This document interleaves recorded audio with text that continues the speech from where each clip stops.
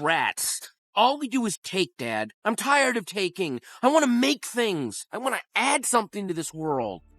Have you ever felt like you're just living someone else's life? Doing things you don't really want with people you don't really like, all just to keep up with expectations? If so, you're not alone. I've been there too. And funny enough, a random Pixar rat showed me why pretending just doesn't work and why being yourself is the only way forward. You know, I recently found myself rewatching Ratatouille because I've always had fond memories of it, but I couldn't really remember much of it. So I hit play, not thinking much of it, and by the end of it, I had teared up. Turns out it stirred something in me, and I thought I'd share it. Remy goes through a pretty universal struggle of feeling out of place, like he doesn't belong. The rats around him are content living as scavengers, eating away at trash. But not Remy. He doesn't like it. He doesn't feel like that's for him, and it takes a toll on him.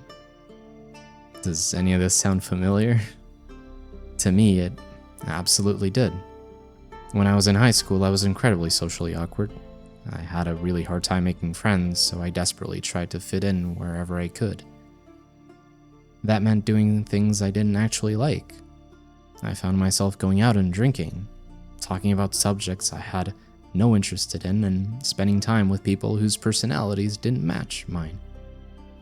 I'm not proud to admit that it didn't get better for a few more years. I was still chasing approval in college, trying to fit in wherever I could like a misplaced puzzle piece. We start shaping ourselves around what's expected and not what's true to us, and over time that eats away at who we really are. Back then I thought loneliness was scarier than not being true to myself, but by the end of this video I hope to show you just how wrong I truly was. Whatever it may be, I think it's safe to assume that we enjoy spending our time doing different things, right? We have different hobbies, different habits, different passions. We all have that something that lights a little spark inside of us whenever we hear someone talking about it.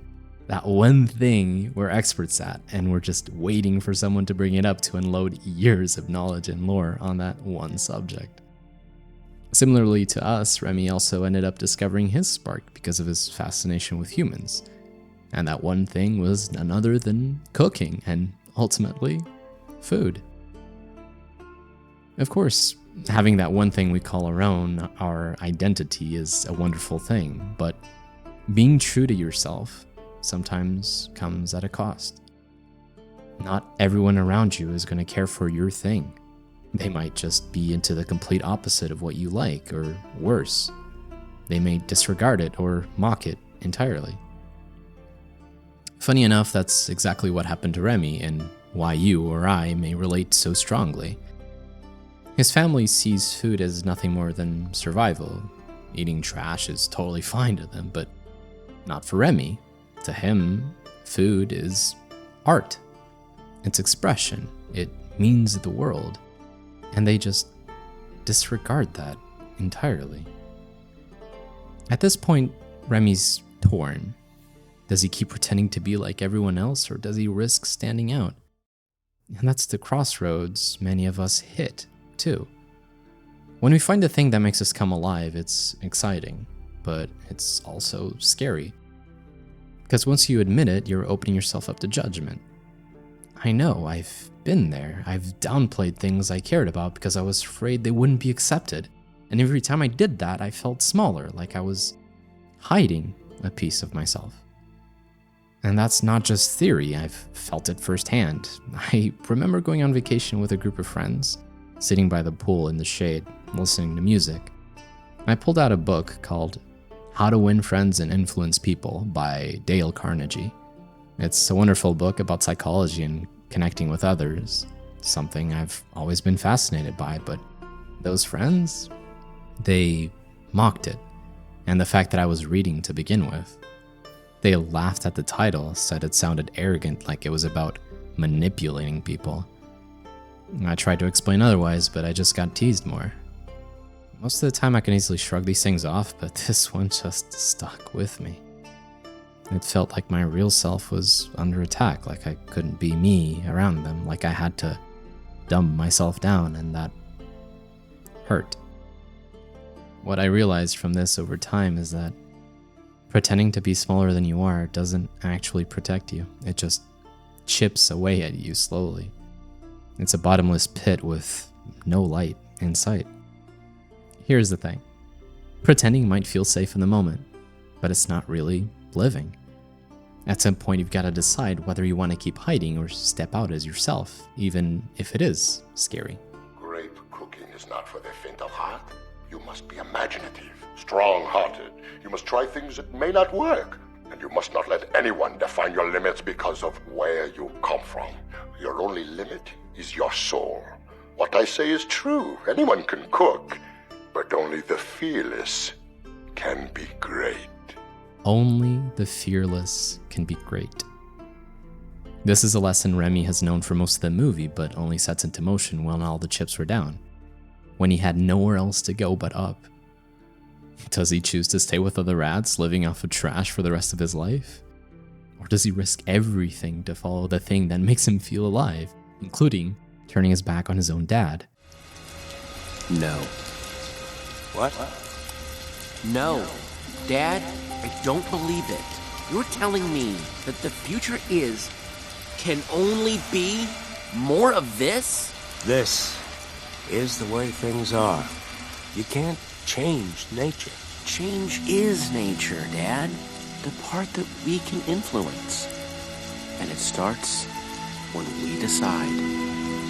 Where are you going? With luck, forward. And that's the biggest takeaway from this movie. Being yourself takes courage. It's not about proving you're better than anyone else. It's about daring to be different. So, who cares what anyone else thinks? Why should we let people around us define our limits? Me personally, I'm sick and tired of pretending to be someone I'm not. Oh, please. I'm sick of pretending. I pretend to be a rat for my father. I pretend to be a human through Linguini. I pretend you exist so I have someone to talk to. You only tell me stuff I already know. I know who I am. Why do I need you to tell me? Why do I need to pretend? But you don't, Remy. You never did. I like to play Yu-Gi-Oh! I like to make motivational videos for YouTube.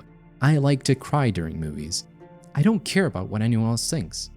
I was absolutely miserable being around people I didn't identify with, pretending to be someone I wasn't, just so I could fit in. And maybe you felt that too.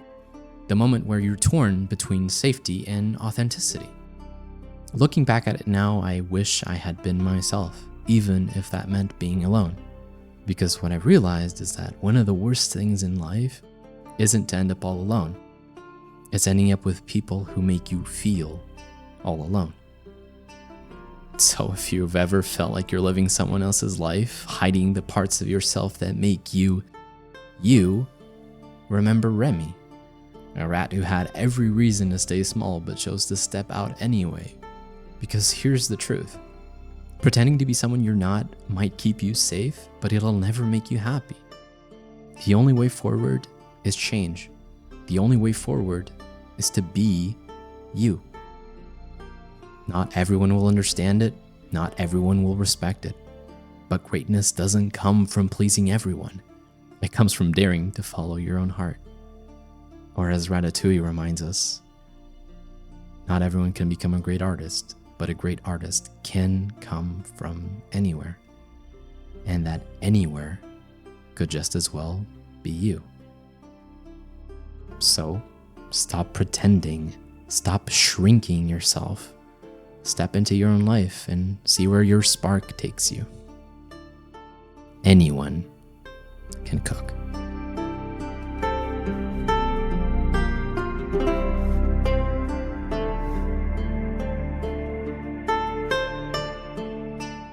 Hey, if you've made it this far, thank you. Seriously. It means the world that you'd spend a bit of your time here with me. If you enjoyed this and want to see more, you can subscribe to the channel. And if you'd like to support me directly, I've left my Ko-Fi link in the description. Either way, I'm just grateful you're here. And until next time, take care.